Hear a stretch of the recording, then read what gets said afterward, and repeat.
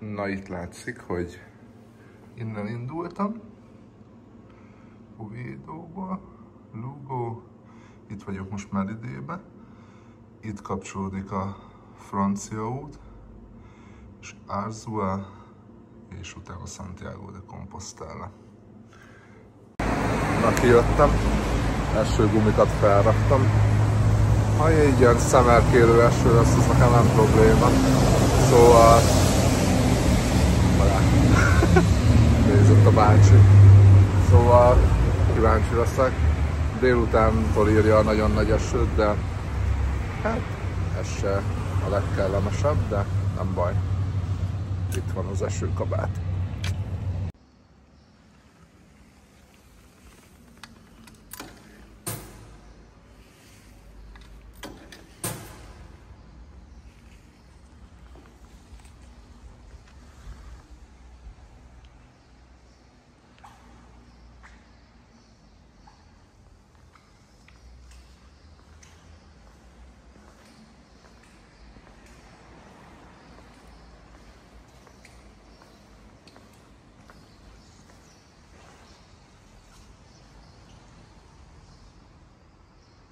Na, bejöttem ebbe a kis templomba.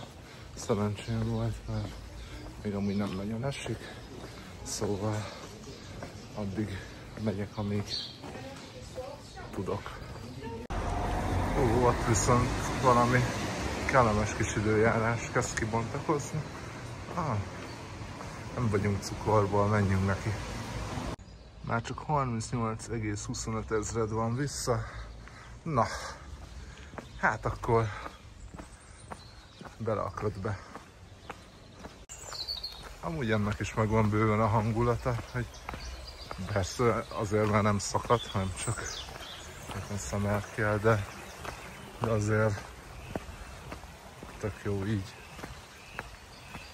friss eső bejönni. Na hát 10 km vissza, hát ez nagyon ilyen kis turista hely most már, sokan is vannak, és nagyon ilyen lájtos az út.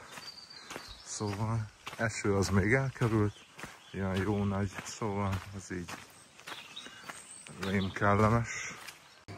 Megálltam pihenni, már még van 8 km, de már sokára ott.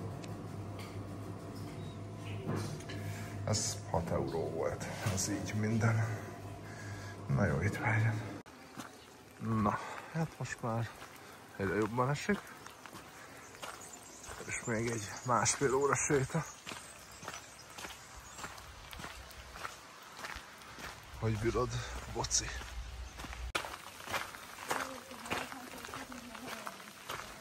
Na hát, ez ilyen az utolsó szakasz.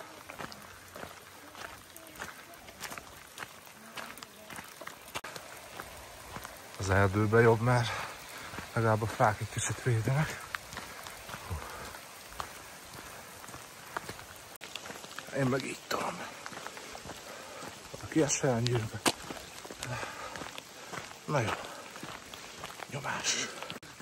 2 dolog nem látszik esőbe. Ha sírsz, meg ha bepisülsz. Szóval mindenkire rábízom, hogy melyiket választja. De egyet muszáj választani. Utolsó kilométer vissza. Ha most nem fáztam meg, akkor sose.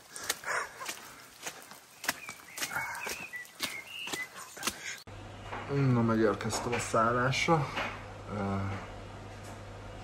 Kevesebb mint 20 km van hátra. Nagyon eláztam. Jó volt lezuhanyozni. Most a szállítógépbe tettem. Meg egy kis angol barátomnak mondtam, hogy tesó, gyere, tedd be te is a szállítóba. És most szállítja a nadrágom, felső, minden csuromvíz volt, szóval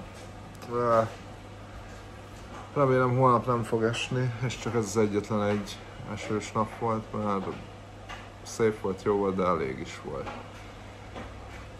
A szállás amúgy nem olyan extra, nem is olyan rossz, még szerintem ezt most építhették, szóval